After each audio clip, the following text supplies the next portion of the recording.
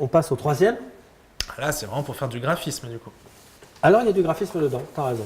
Et ouais. Il n'y a pas que ça, mais il y a du graphisme dedans. Et alors dans le troisième, c'est toujours la grande question à chaque fois, c'est justement jusqu'où on va dans la ville et à partir de quand on va dans After Effects. C'est la Alors, grande, tel qu'on grande l'a question. conçu, il a assez peu évolué, mais il a quand même un petit peu évolué. On fait une semaine de Media Composer, donc on est dans les effets. Là, le prérequis, les gens qui arrivent là sont des monteurs à vide. On ne parle pas les nouveautés, les machins, tout ça, hop, c'est terminé.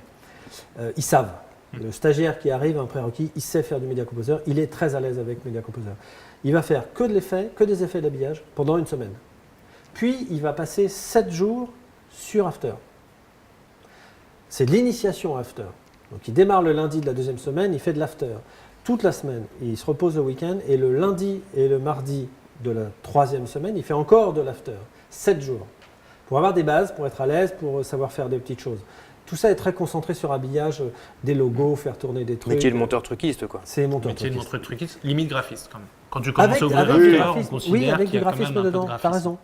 Et les 3 derniers jours, on mélange les exercices qu'on fait avec du Media Composer et de l'After. Avec cet intérêt, une fois que la personne qui a été formée connaît les deux plateformes, de se dire voilà, je vais faire tel effet, After peut le faire, Avid peut le faire.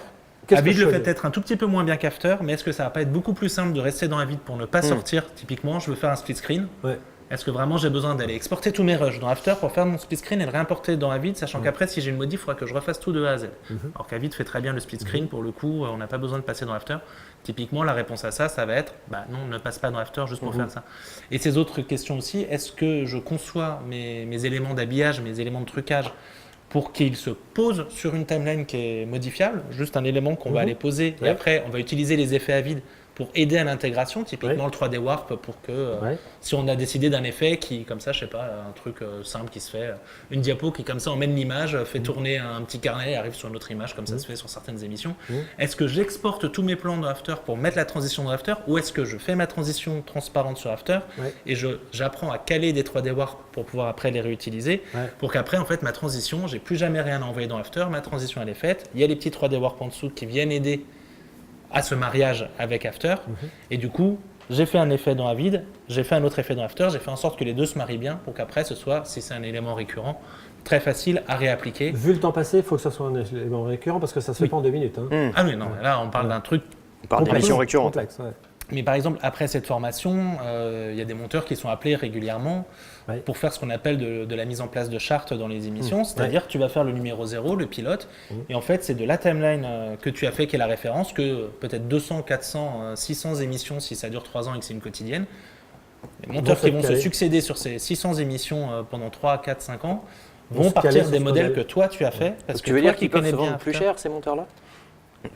Ils devraient. Ils devraient, c'est vrai. On Ils devrait devraient. parler. Ils devraient. Non, ça, on n'en parle pas. Non, par contre, on va un petit peu saupoudrer avec un petit peu de technique quand même, parce que du coup, justement, on parle d'After, on parle de Media Composer, mais sans que ce soit rébarbatif, parce que ça peut tout de suite devenir un peu technique, et puis on a parfois du public qui ne viennent pas chercher que de la technique, mais on va leur expliquer la différence de traitement entre un After Effects, entre un Media Composer, comment le gérer intelligemment, comment vérifier justement si on n'a pas perdu des infos entre les deux, et comment vérifier, limiter les médias avant d'envoyer les pertes.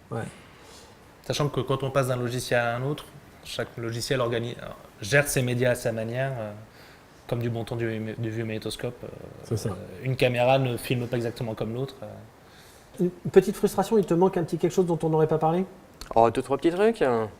Une fonction qu'on n'a pas encore testée, donc on lance un appel à nos amis David. On aimerait bien d'ailleurs qu'ils nous fournissent une version, si possible, pour qu'on puisse le tester. Un petit retour, en fait, il y a des éléments qui avaient déjà existé. On avait entendu parler de script sync et de phrase Find. De choses superbes sur le papier, et on va tester ça pour vous dire si ça fonctionne. En 2 mots? Alors le script sync, je sais pas. Autant être super honnête, j'ai pas fait assez de cinéma pour savoir. Le phrase find, ça pourrait être hyper utile. Grosso modo sur papier, la fonction c'est quoi? C'est vous avez plein d'interviews, plein de textes, plein de choses qui ont été enregistrées. Vous tapez par exemple La personne qui va monter cette interview cherche le moment où on a dit « Ah, au fait, c'est quoi les nouveautés ?» Vous tapez pomme F, « Ah, au fait, c'est quoi les nouveautés ?» et il vous amène sur le rush au moment où Jean-Marie dit « Ah, au fait, c'est quoi les nouveautés ?» Alors scripting, Voilà. c'est pas très loin. Dans l'idée, par contre, effectivement, on en parlait tout à l'heure, il faut quand même avoir on en parlait hors antenne. Oui. Il faut avoir scénar. un script qui soit un scénar qui soit existant, puisque du coup, là, il va analyser le scénario. Et en fonction de ça, il va analyser aussi toutes les prises et il va vous dire, tiens, en fonction de cette partie du script, ça correspond à tel plan. Et après, on va pouvoir du coup relier les d'une prise à éléments, l'autre, d'un switcher plan à d'une prise à l'autre, l'autre, vérifier quelle version est la bonne, etc. Donc on a bien envie de le tester, parce que tout ça, on vous en parle Alors, sur le papier, et maintenant, il faut C'est vérifier quelque si ça chose marche. qui a existé, qui est reparti, qui est revenu. Adobe a fait des tests avec ça.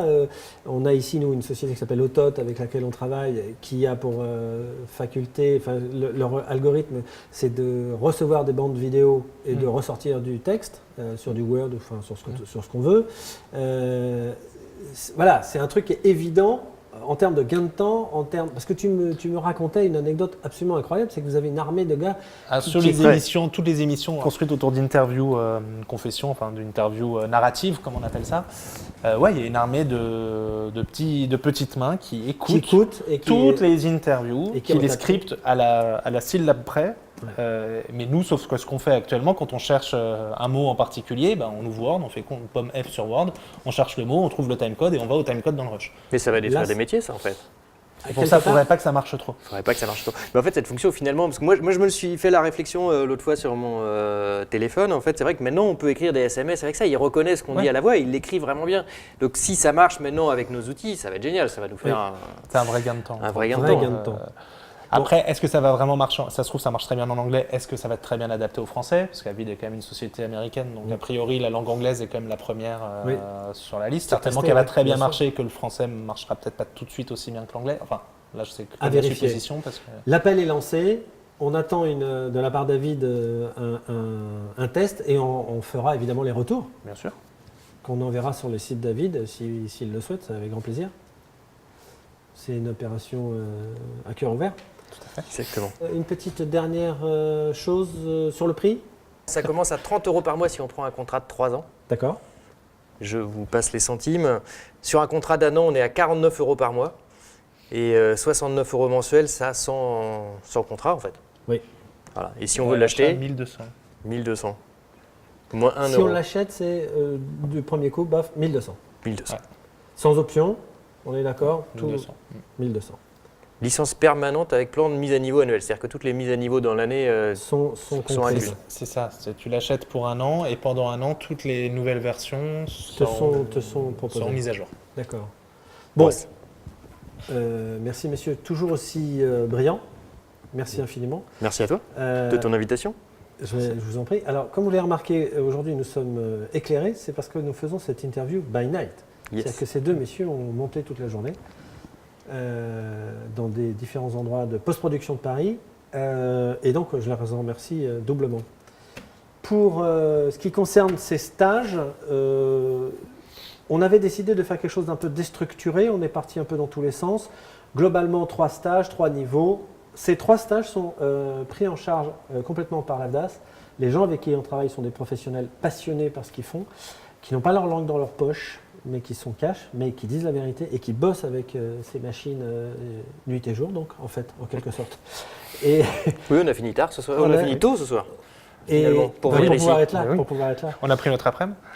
Ces 3 stages sont sur le site de l'AFDAS à disposition puisqu'ils ont été conventionnés annuellement, ce qui veut donc dire que pendant toute l'année 2017, vous avez des dates sur le site internet, mais vous retrouverez ces mêmes informations avec les CV de nos formateurs sur le site de l'AFDAS, afdas.com. Voilà, merci infiniment de nous avoir suivis. Merci messieurs encore une fois. Merci Et à toi à pour bientôt. l'invitation. Merci à toi.